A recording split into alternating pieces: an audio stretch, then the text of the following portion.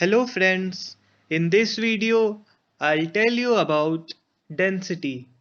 Density is the physical quantity. So let's start the video. In this video I'll discuss about the what is density and its full explanation. Now let's start with what is density. Density क्या होता है? Matter is made up of tiny particles called the atoms. Matter किस चीज से बने होते हैं? Tiny particle से. आप देख सकते हैं जैसे मैटर हमने लिया है वो किस पार्टिकल से बने होते हैं? Tiny particles. छोटे छोटे पार्टिकल से बने होते हैं, उसको क्या कहते हैं? एटम्स.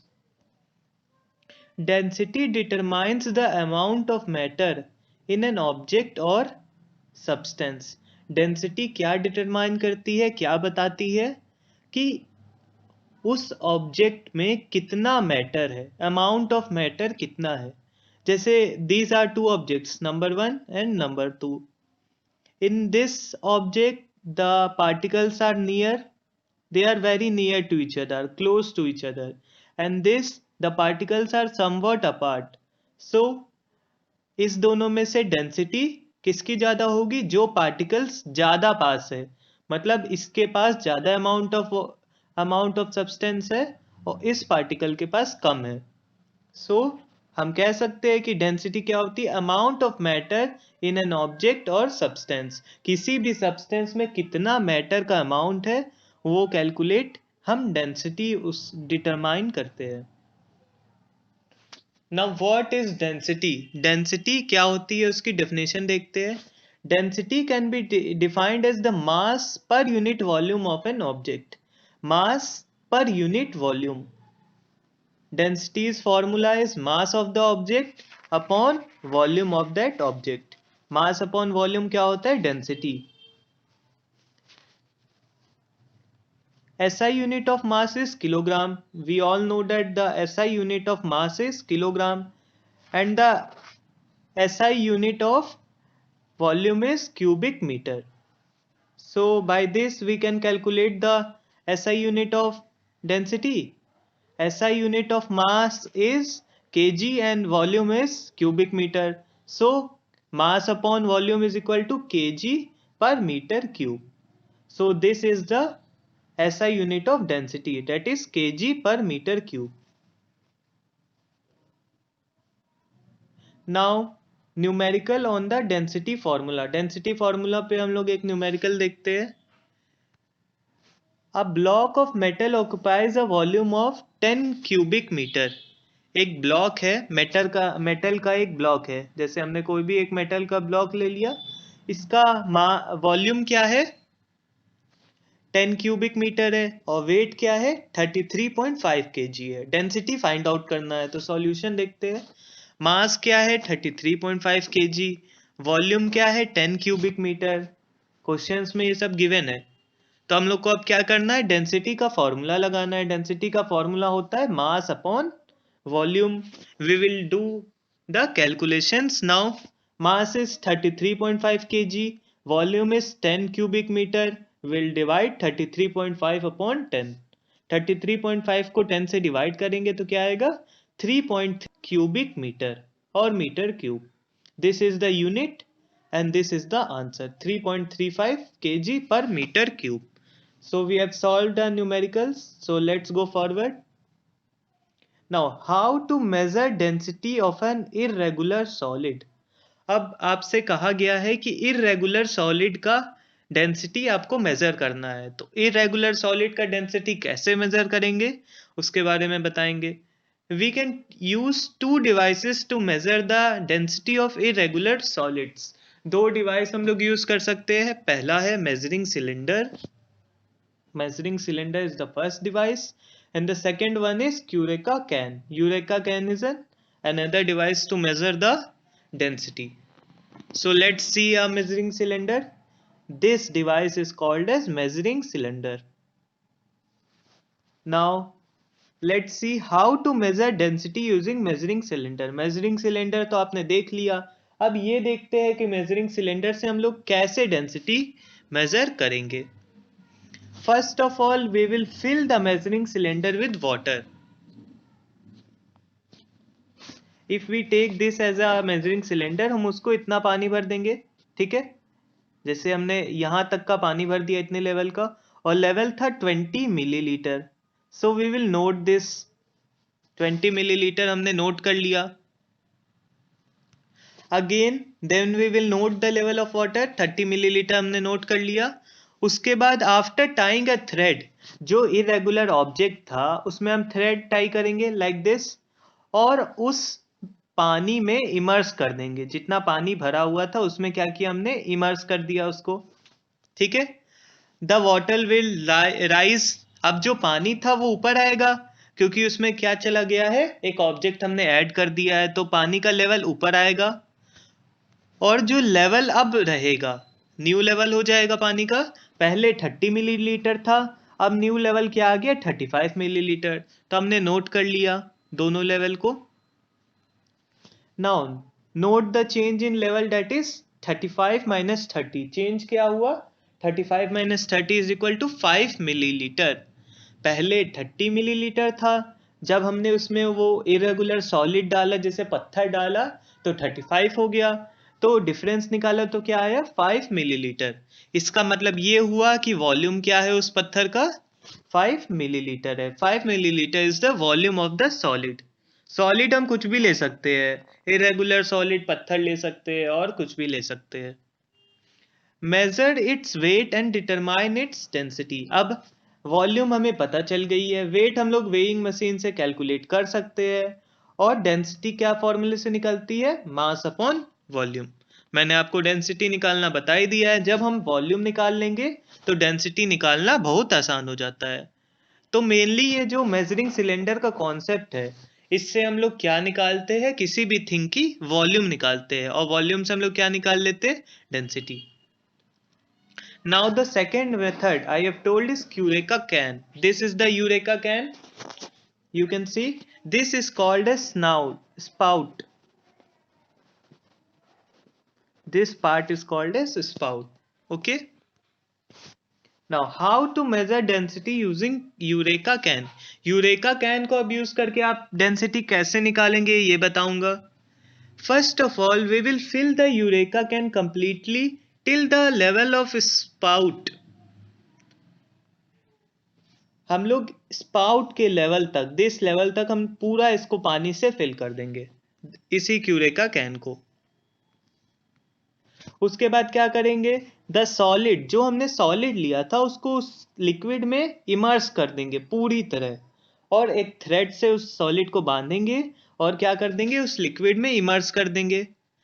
अब क्या होगा, the water level will rise, water का लेवल राइज करेगा, और some water will start overflowing through the spout. पूरा भरा हुआ था पानी मैंने बताया, तो जब हम उसमें कोई इरेगुलर सॉलिड डालेंगे तो पानी ओवरफ्लो होगा और उस स्पाउट से बाहर निकलेगा। ये स्ट्रक्चर था। जो इस स्पाउट से जो पानी निकलेगा उसको हम लोग को एक मेजरिंग सिलेंडर में ले लेना है, और क्या करना है, मेजर कर लेना है। Measure the volume, we will measure the volume of the water. जितना पानी डिस्प्लेस होगा उसका वॉल्यूम मेजर कर लेंगे, और क्या पता चल जाएगा, उस ऑब्जेक्ट की वॉल्यूम हम लोग ऐसे फाइंड कर लेंगे। और वेट फाइंड करना बहुत इजी होता है, हम लोग वेइंग मशीन से उस ऑब्जेक्ट की वेट फाइंड कर लेंगे और डेंसिटी फॉर्मूले की मदद से निकाल लेंगे। So this is how we measure density using eureka can. Eureka can का यूज करके हम लोग डेंसिटी ऐसे ही मेजर करते हैं। Now will see what is relative density. Relative density होती क्या है, relative density is the ratio of its density to the density of water. किसी भी सब्सटेंस की डेंसिटी और वाटर की डेंसिटी का रेशियो क्या कहलाता है, रिलेटिव डेंसिटी। ये डेफिनेशन क्लियर होनी चाहिए। को हम लोग डेंसिटी ऑफ सब्सटेंस से डिवाइड करेंगे, density of substance upon density of water. और इसका दूसरा फॉर्मूला भी होता है, relative density is equal to mass of substance upon mass of same volume water. Upon यहां नहीं लगा था, हमने लगा दिया mass of substance upon mass of same volume of water.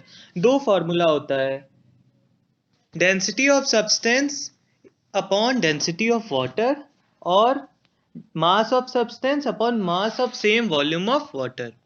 These are the two formulas which we use to determine the relative density of a substance. Hygrometer. Hygrometer is a device. It is a device used to measure the relative density of a liquid using the principle of flotation. ये hygrometer है, ठीक है। इससे हम लोग इसको use करते हैं और क्या डिटरमाइन करते हैं, रिलेटिव डेंसिटी डिटरमाइन करते हैं किसी भी चीज का। नाउ हम लोग कुछ सब्सटेंस की डेंसिटी देखते हैं, जैसे कि गैस में हाइड्रोजन की डेंसिटी होती है 0.089 kg per metre cube, oxygen की 1.43 kg पर मीटर क्यूब और कार्बन डाइऑक्साइड की 1.96 kg per metre cube. These are the densities of gas. Liquid में देखते हैं अल्कोहल की 789 kg per metre cube, water की 1000 kg पर मीटर क्यूब और mercury की 13,534 kg per metre cube. Now we will see the densities of some solid. Aluminium की कितनी होती है 2700 2700 kg per metre cube. Now steel की देखते हैं 7500 kg पर मीटर क्यूब और यूरेनियम की क्या होती है 18800 kg पर मीटर क्यूब। इससे हमें यह पता चला कि मैक्सिमम किसकी होती है, सॉलिड की होती है, उससे कम लिक्विड, उससे कम गैस। अब इसकी वजह क्या है, क्योंकि सॉलिड के जो पार्टिकल्स होते हैं वो बहुत पास होते हैं। आप देख सकते हैं सॉलिड के पार्टिकल्स कैसे होते हैं, एक दूसरे के बहुत पास होते हैं, जिसकी वजह से उनकी डेंसिटी ज़्यादा होती है, उससे कम लिक्विड की होती है क्योंकि लिक्विड के पार्टिकल्स उससे दूर दूर होते हैं थोड़े, और गैस के पार्टिकल्स बहुत दूर दूर होते हैं, इंडिविजुअली रहते हैं, इसीलिए गैस की डेंसिटी सबसे कम होती है। Now factors which affect density. Factors के बारे में जानते हैं जिनसे डेंसिटी अफेक्टेड है। जो फैक्टर्स डेंसिटी को अफेक्ट करते हैं उन फैक्टर्स के नेम जानते हैं। सबसे पहले तो फिजिकल स्टेट ऑफ मैटर, वो मैटर सॉलिड है, लिक्विड है, गैस है, ये पता चल जाए तो हम लोग बता सकते हैं डेंसिटी सबसे ज़्यादा सॉलिड की होती है, उससे कम लिक्विड की, उससे कम किसकी, गैस की। Now temperature is another factor on which density depends. I will discuss all of them again after this. Pressure is the third factor on which density depends. Now physical state of matter, this is the first factor, so we'll discuss about this. There are three states of matter, you know that: solid, liquid, gas, based on their physical arrangement of particles. Particles के physical arrangement के हिसाब से आपको पता होगा कि कितने states के मैटर होते हैं, 3 स्टेट्स ऑफ मैटर होते हैं, और तीनों कौन कौन से, solid, liquid and gas. The density of solid is maximum. क्यों मैक्सिमम होती है, क्योंकि इंटरमोलिकुलर स्पेस जो होता है वो सबसे कम होता है। Now the density of liquid is lesser than solids. Density जो लिक्विड्स की होती है वो सॉलिड से कम होती है। क्यों, क्योंकि सॉलिड से कम क्या होता है, लिक्विड का इंटरमोलिकुलर अट्रैक्शन फोर्स होता है, जिसकी वजह से उनका इंटरमोलिकुलर स्पेस ज़्यादा होता है और डेंसिटी कम हो जाती है।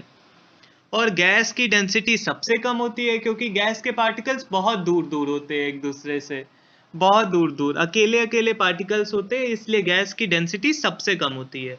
और अगर आपको सॉलिड, लिक्विड और गैस के पार्टिकल्स के बारे में एक्सप्लेनेशन चाहिए तो मेरे पिछले वीडियो को कंसिडर करिए, जो कि मैं डिस्क्रिप्शन बॉक्स में ऐड कर दिया है। Now the second factor is temperature. Now density of substance depends directly on its mass and volume. Density जो होता है, डेंसिटी का फॉर्मूला क्या होता है, D is equal to mass upon volume. So mass और वॉल्यूम पे डायरेक्टली डिपेंड करता है, डेंसिटी डिपेंड करता है। Now on increasing the temperature the volume increase. हमने बताया है कि कभी भी हम जब टेम्परेचर को इंक्रीज करते हैं तो काइनेटिक एनर्जी इंक्रीज होती है, काइनेटिक एनर्जी इंक्रीज होती है तो वॉल्यूम इंक्रीज होता है, क्योंकि जो पार्टिकल्स होते हैं और तेज मूव करने लगते हैं और उनकी स्पीड के कारण वो एक दूसरे से अलग हो जाते हैं और वॉल्यूम इंक्रीज होने लगता है। वॉल्यूम इंक्रीज हो रहा है तो डेंसिटी डिक्रीज होती है। तो इससे हमें यह पता चला कि डेंसिटी जो होती है वो इनवर्सली प्रोपोर्शनल होती है किसके? टेम्परेचर के। सो we can say that density is inversely proportional to the temperature. So now we will move to the third factor, that is pressure. Pressure is the third factor on which density depends. On increasing the pressure, the volume decreases. जब भी हम pressure किसी भी solid पे या फिर liquid पे pressure increase करते हैं तो उसके पार्टिकल्स एक दूसरे से नजदीक जाएंगे, जिसकी वजह से वॉल्यूम कम होने लगता है। वॉल्यूम कम होता है तो डेंसिटी बढ़ती है। इससे हमें यह पता चला कि प्रेशर डायरेक्टली प्रोपोर्शनल है डेंसिटी के, मतलब डेंसिटी डायरेक्टली प्रोपोर्शनल है प्रेशर से। So we can say that density is directly proportional to the pressure. So friends, if you have any query, आपको कोई भी परेशानी हो, कोई भी क्वेश्चन है, तो आप कमेंट बॉक्स में पूछ सकते हैं। और अगर आपको मैटर का फुल एक्सप्लेनेशन चाहिए तो आप डिस्क्रिप्शन बॉक्स में मैंने वीडियो दे दिया है, उसको भी आप देख सकते हैं। और थैंक यू फ्रेंड्स, वीडियो को लाइक करिए और चैनल को सब्सक्राइब करिए।